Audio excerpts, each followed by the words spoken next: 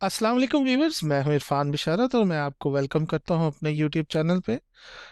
आज मेरे साथ एक और बहुत अच्छे गेस्ट मौजूद हैं। इनका नाम है ज़हीर अब्बास खोखर और ये भी माशाल्लाह गुज़िश्ता 10 साल से यूएई में मुकीम है। ये अभी यजमान के अंदर काम कर रहे हैं और हम जानेंगे इनकी ज़िंदगी के बारे में चंद अहम मालूमात। उम्मीद है इस मालूमात से आप लोगों का भी फ़ायदा होगा, खुसूसन उन टेक्नोलॉजिस्ट का फ़ायदा होगा जो यूएई में अपने मुस्तकबिल को ढूंढना चाहता है। अस्सलाम वालेकुम ज़हीर, क्या हाल है आपके? वालेकुम अस्सलाम। ठीक ठाक। आप सुनाएं, आप कैसे हैं? मैं अल्लाह का शुक्र ठीक हूँ। ज़हीर भाई, ये मेरे देखने वालों के लिए आप क्या अपने बारे में थोड़ा सा तारुफ करवाएंगे? जी, मेरा नाम ज़हीर अब्बास है और मैं पाकिस्तान से हूँ और इस वक्त मैं सऊदी जर्मन हॉस्पिटल अजमान में काम कर रहा हूँ। मेरा लेबॉरेटरी टेक्नोलॉजिस्ट का तकरीबन 10-12 साल का एक्सपीरियंस है और इसमें 5-6 साल से पाकिस्तान से है और 6-7 साल यूएई में है। तो डिफरेंट हेल्थ केयर्स में मैंने काम किया है, जैसे कि प्योर लैब। अभी मैं एक well establish Saudi German hospital में काम कर रहा हूँ। तो मेरा बहुत अच्छा एक्सपीरियंस है टेक्नोलॉजीज में। बहुत अच्छे, गुड हो गया। मैं अपने नाज़रीन को बताता चलूं, ज़हीर अब्बास साहब मेरे बहुत अच्छे दोस्त हैं। अगर आप देखें मैं ज़राए तफन्नुन इनसे कोई बात करूं या अगर हम उर्दू या पंजाबी में कोई कलाम करें तो बराए मेहरबानी हमें माफ़ रखिएगा, क्योंकि ये दो दोस्तों की आपस की कन्वर्सेशन होगी। अगर आपको कोई बात नहीं समझ आती उसके लिए भी पेश की माजरत। तो ज़हीर साहब, आप किस साल में यूएई में आए?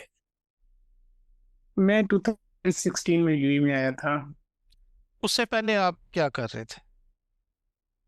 मैं पाकिस्तान में जॉब कर रहा था उससे पहले, आपकी एज ए जॉब कैसी थी, टेक्नोलॉजिस्ट। मतलब आपकी जॉब के हवाले से पाकिस्तान में आपकी जॉब के लिहाज से आपका तजर्बा कैसा था? मैं पाकिस्तान में गवर्नमेंट जॉब कर रहा था एक्चुअली। मैं स्टार्ट भी गवर्नमेंट जॉब से किया। मैं लाहौर चिल्ड्रन हॉस्पिटल में पहले जॉब करता रहा हूँ, वहाँ पे हिस्टोपैथोलॉजी डिपार्टमेंट में। उसके बाद मैंने ड्यूरिंग डिफरेंट टाइम्स देन मैंने ट्रांसफ़र कराया अपने डिस्ट्रिक्ट में, खुशाब में। वहाँ पे डीएचक्यू हॉस्पिटल खुशाब में मैं तकरीबन 5 साल काम करता रहा हूँ। उसके बाद अच्छा, मैंने डीएचएल एहसास लिया और फिर मैंने यूएई की तरफ मूव किया। ठीक हो गया। जही साहब, अगर मैं कहूँ आप पाकिस्तान में अफसर आदमी थे तो ये गलत तो नहीं होगा? ये तो पहले तो मैं, यानी कि आपकी बात मानता हूँ कि अफसर ही था शायद। अभी मैं शायद 70 स्केल में होता जब मैं, अगर मैं वहाँ होता तो। अच्छा जही साहब, मैंने तो सुना है कि जो गवर्नमेंट जॉब करते हैं वो बड़ी कंफर्टेबल जॉब होती है और सैलरी का भी कोई इतना इशू नहीं होता। तो आपने फिर यूएई या बैरून मुल्क जाने का क्यों जिक्र किया? क्योंकि मैं जानता हूँ, मेरा एक दोस्त है, उसका मैंने इसी चैनल पे इंटरव्यू किया था और वो लाहौर की एक बड़ी मशहूर लैब थी शौकत खानम, वो वहाँ काम कर रहे थे और वो बहुत तंग थे। उन्होंने तो इस वजह, लेकिन आप तो अफसर आदमी थे, आपके दिल में ये क्यों आई कि भाई मुझे बाहर जाना चाहिए? देखिए, पाकिस्तान गवर्नमेंट की जो सैलरीज हैं टेक्नोलॉजिस्ट के हिसाब से बहुत कम है। तो बहुत सारे टेक्नोलॉजिस्ट अभी भी मूव करना चाहते हैं फॉरेनर कंट्री में। तो क्योंकि स्केल तो अच्छा है, आपको स्केल एक अच्छा मिल जाता है, यानी कि 16-17 स्केल मिल जाता है। बट जो सैलरीज है वो बहुत कम है। उसमें आप पाकिस्तान में सर्वाइव नहीं कर पाते, इसलिए तो सारे टेक्नोलॉजिस्ट मोस्टली अभी भी आप देख रहे हैं इस कंडीशन में भी ज़्यादातर टेक्नोलॉजिस्ट जो है ना, पाकिस्तान से यूएई में और इस तरह दूसरे कंट्रीज में मूव कर रहे हैं। तो जही साहब, आपने जब फैसला किया कि नहीं यार मेरी सैलरी नहीं ठीक और मैं अपने फ्यूचर के लिए मूव ऑन होना चाहता हूँ ताकि मुझे फाइनेंशियल इंडिपेंडेंस आए या जो भी आपके गोल सेट होंगे, तो आपने यूएई का क्यों इंतखाब किया? क्या उस वक्त आपके जेर गौर और भी ममालिक थे कि बस ये यूएई ही था? और उर्फ आम में यूएई, जिस जो ज्यादा लोग दुबई के नाम से जानते हैं, कंट्री का नाम तो यूएई है, दुबई उसकी एक एमिरेट्स है, कुछ इसी तरह ही है। हाँ, ये सही है। तो यूएई का इसलिए, दुबई का इसलिए इंतखाब किया क्योंकि थोड़ा एग्ज़ाम इजी था। और क्यों पाकिस्तान में इस वक्त जब हम लोग एग्ज़ाम कर रहे थे डीएचए और इस तरह के, हमें नहीं पता थे दूसरे एग्ज़ाम का इतना, क्योंकि अवेयरनेस ही नहीं है पाकिस्तान में। आप अगर हमारे पड़ोसी कंट्री में देखें, इंडिया में, तो वहाँ तो अवेयरनेस है, यानी कि दी जाती है, आप डीएचए करें, वहाँ पे एकेडमीज हैं ये सीपीज के लिए। और इस तरह हमारे कंट्री में ये नहीं है, लेकिन हम खुद से करते हैं सारा कुछ, यानी कि किसी से पूछ के कर लिया कहीं पे। जब मैं डीएचए अप्लाई कर रहा था, तो मैंने फर्स्ट टाइम एप्लीकेशन जब डाली थी, तो मेरे 200 दिरहम ज़ाया हो गए थे, क्योंकि मुझे पता नहीं था किस तरह डालनी है एप्लीकेशन का। उसके बाद मैं दोबारा से 210 दिरहम पे करके दोबारा से मैंने डाली, तो तब जाके मेरा जो है ना अप्रूव हुआ।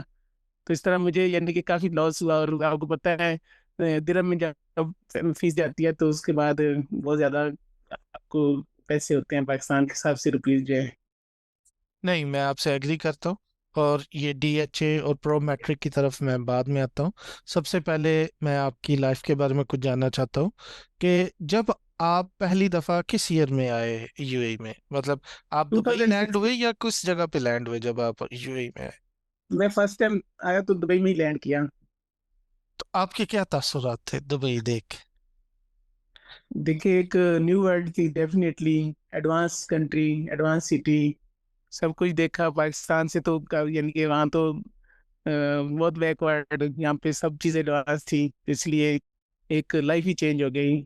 अच्छा जहीर साहब, मैं पूछना ये चाह रहा था कि मेरा एक दोस्त था, वो जब दुबई आया तो उस वो सबसे ज्यादा इस बात से फैसिनेट हुआ था मेट्रो देख के। और वहां उसको जो आवाज आती थी, कादमातुल हिया हत्ता बुर्जुमान।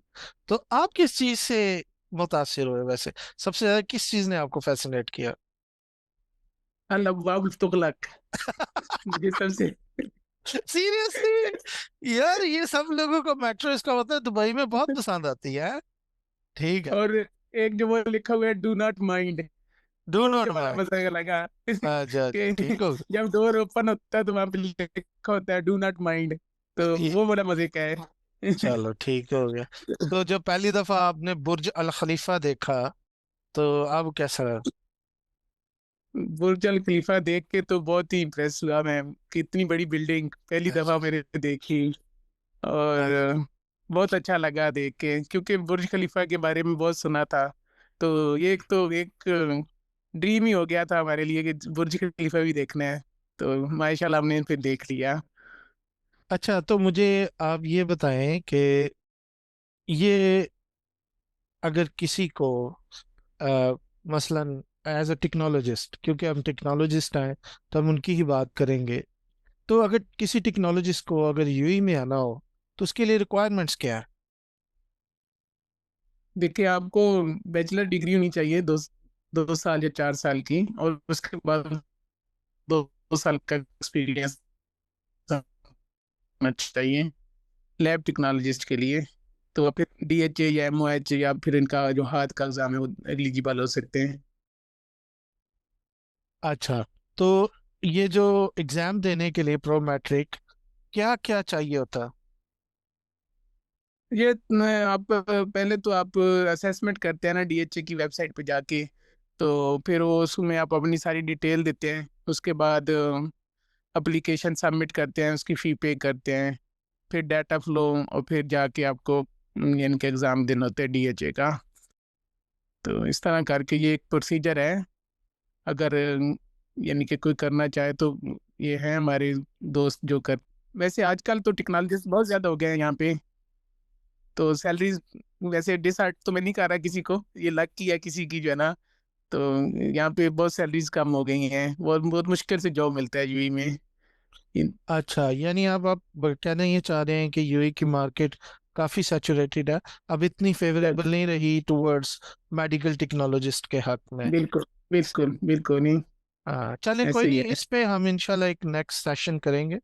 आज बेसिकली आपका इंट्रोडक्शन लेना मकसूद था, आपसे मिलना मकसूद था।